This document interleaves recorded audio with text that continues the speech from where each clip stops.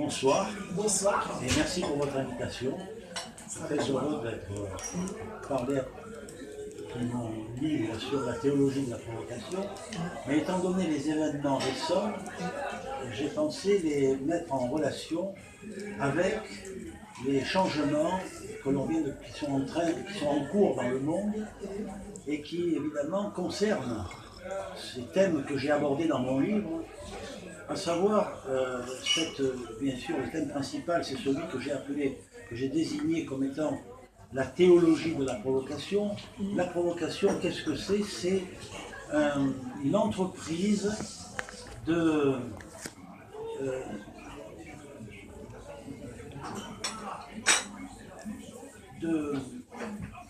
mystification, en fait, et d'emprise sur les esprits à travers un système qui donne le pouvoir à une minorité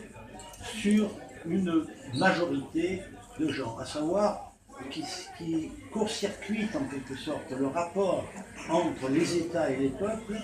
pour instaurer une idéologie qui est présentée comme l'expression d'une vérité absolue et qui, en réalité, repose sur une inversion permanente des valeurs, des rôles,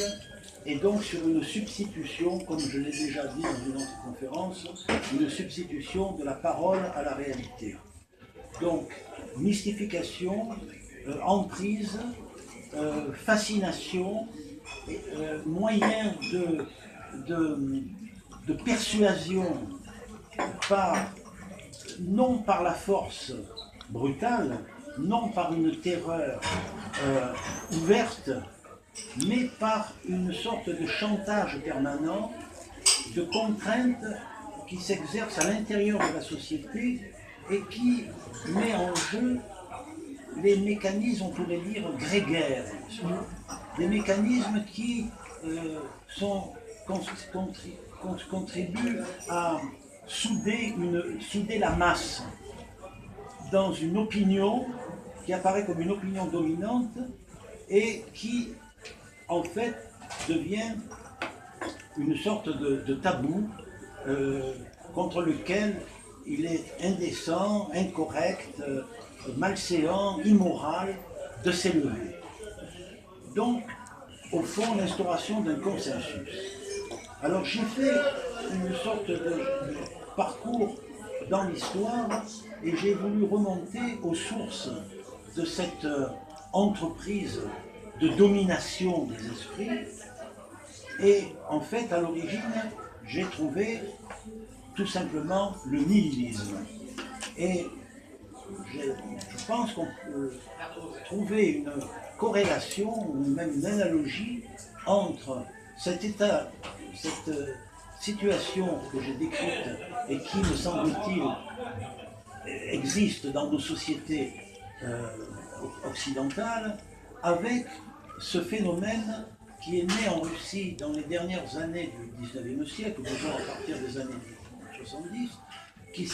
que l'on a appelé le nihilisme, et qui a peu à peu, entre le peuple, la majorité du peuple, qui était, comme on le sait, constitué de paysans, et l'État tsariste, qui était en voie, il faut bien le dire, de décadence,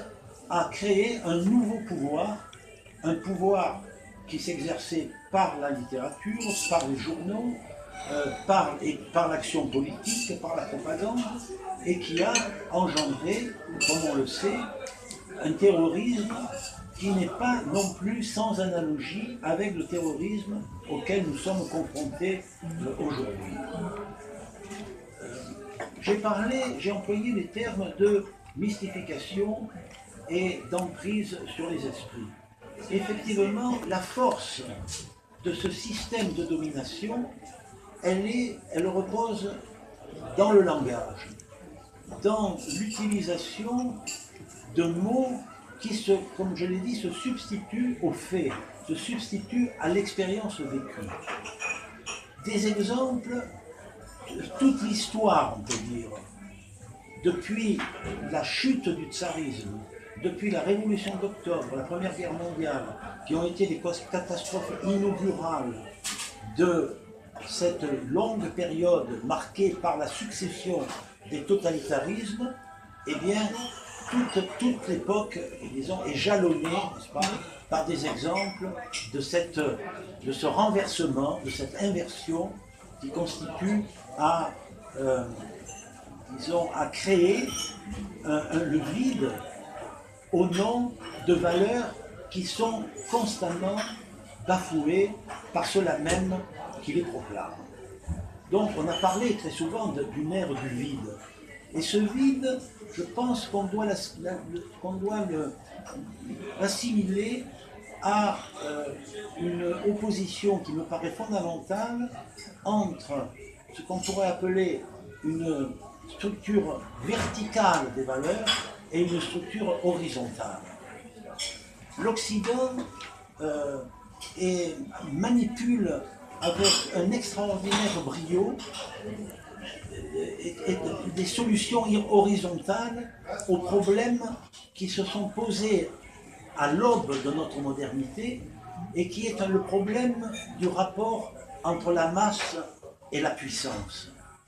J'ai renvoyé souvent au grand livre de Elias Canetti sur la puissance et la masse, qui n'a jamais eu beaucoup d'écho chez nous, et pour cause, et qui bizarrement était très lu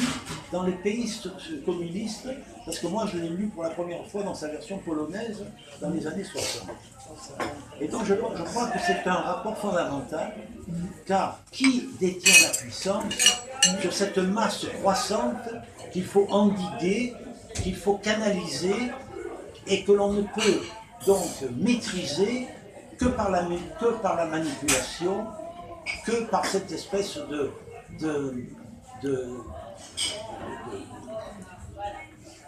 substitution, n'est-ce pas, permanente d'un langage qui est déconnecté des réalités aux expériences que les gens sont en train de vivre. Alors j'ai rattaché cette problématique, que vous me demanderez pourquoi j'ai appelé cela la théologie de la provocation. Je me suis référé, on parlait avec frère Thierry de Joseph de Maistre, à ce que Joseph de Maistre a dit de la Révolution française, à savoir qu'elle était un châtiment de Dieu contre les hommes qui avaient péché. Rozanov a appliqué ce même verdict, en quelque sorte, ce même diagnostic plutôt, à la Révolution russe, en considérant que, au fond, les victimes de la Révolution russe, à savoir cet empire tout-puissant, étaient aussi coupables, n'est-ce pas, avaient leur part de responsabilité dans le désastre qui frappait le peuple russe. Et donc, ce qui est en jeu, c'est cet aveuglement des esprits, n'est-ce pas, qui sont, disons, qui sont sous la pression d'un discours dominant qui est destiné à coaguler la masse, n'est-ce pas, à l'unir d'une façon tellement compacte qu'aucun choc ne semble pouvoir, n'est-ce pas, l'ébranler. Or, curieusement,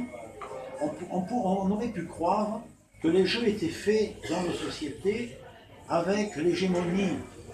de l'impérialisme, on peut dire, américain,